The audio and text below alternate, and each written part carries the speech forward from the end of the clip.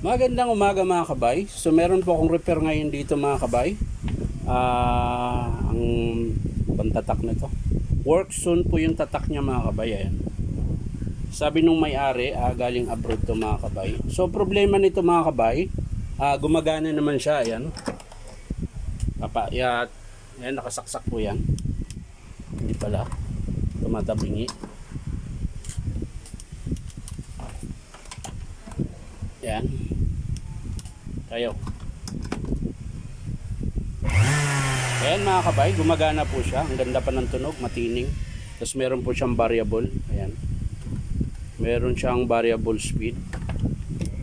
Ayan po. Orbital sander po ito mga kabay. Ayan. So ang problema nito mga kabay, ito. Loose thread na po yung lagayan ng screw. Ito lahat yung 4 na screw na ito. Tapos wala na rin po yung lock niya dito sa pan. Ayan, kaya po na loose thread yun dahil ginagamit nila, wala na po yung lock dito. Ayan, dapat may lock to kasi pag katagalan umaangat po ito. So kaya pag umaangat po yun mga kabay, tutulak niya to. Ayan, nung tinulak niya na mga kabay, syempre ito yung nasira yung screw. Yan yung 4. Papakita ko sa inyo mga kabay. So ayan po. Ito po yung nalusted mga kabayan. Pansinin nyo po, wala na pong copy. Ayan. Ayan. Yung iba meron pa konti pero wala na. Kahit anong higpit mo, ikot lang ng ikot. Bali ito na rin lang po natira sa alin niya. Sa higpitan para dito. So ngayon mga kabay, dahil wala naman po tayong pyesa nito, wala tayong makuhanan, wala rin siyang kamuka, ang gagawin ko na lang dito mga kabay, gumawa po ako ng screw, ayan, na may nut, ayan. So ang gagawin natin, isa. Ang gagawin natin mga kabay, para ma-lock siya, lalagay natin, babaliktarin natin ngayon. Yan.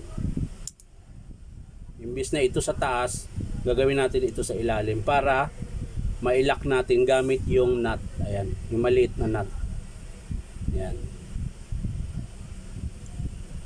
So, ang mangyayari niyan mga kabay, nut na po yung lock niya sa ibabaw. Ayan. Ito na po yung iipit sa rubber pad. Ayan. So yan po yung ginawa ko mga kabay dahil wala na po siyang mahanap na pyesa. Tapos yung sa lock naman dito mga kabay, ito, ayun po meron po akong nahanap sa mga screw ko na tinatabi. Ayan. So umubra naman siya, sinukat ko. So ito na po yung magiging lock niya dito sa bearing housing niya. Dito po yan nakaganyan. Ayan. So tara mga kabay, samahan nyo po ako, kakabit natin.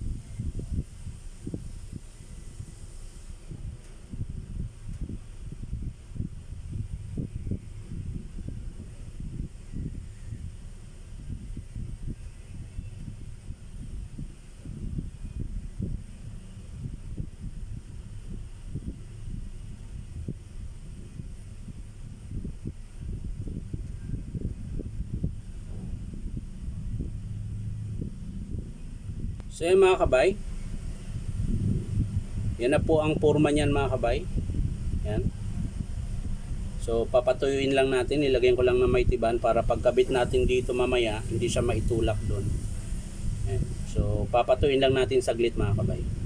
So yan mga kabay, kakabit na po natin.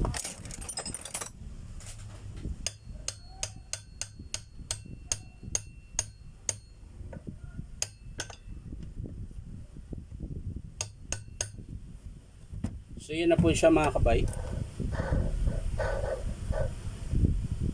Lalagay na po natin yung lock.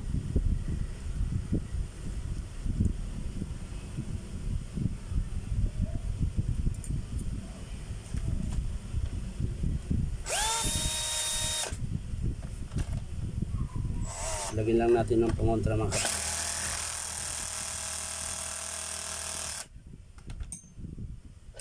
So yan. Tapos lalagay na po natin yung rubber pad niya mga kabay.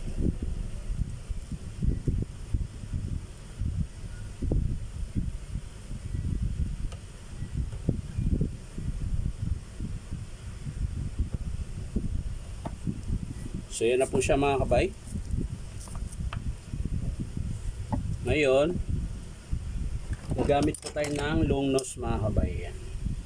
Para maikabit po itong nut natin. Ayan.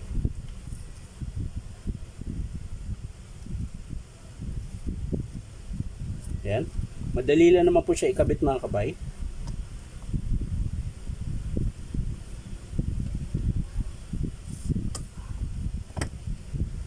So yan mga kabay. Nakabit ko na po yung tatlo.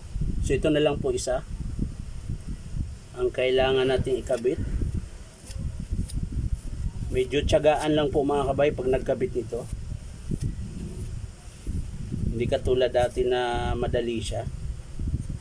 So yan na mga kabay. Okay na po siya.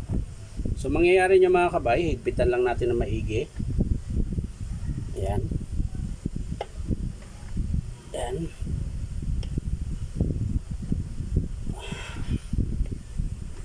Tapos lagyan po natin ng, kasi wala po siyang lock washer, so lalagyan na lang natin ng may tiban.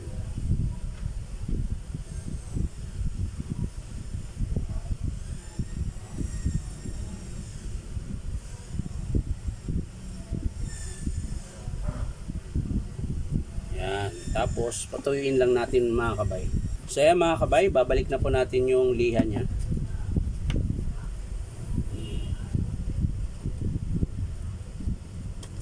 Yan. Tapos titesting na natin ngayon mga kabay kung okay na po siya.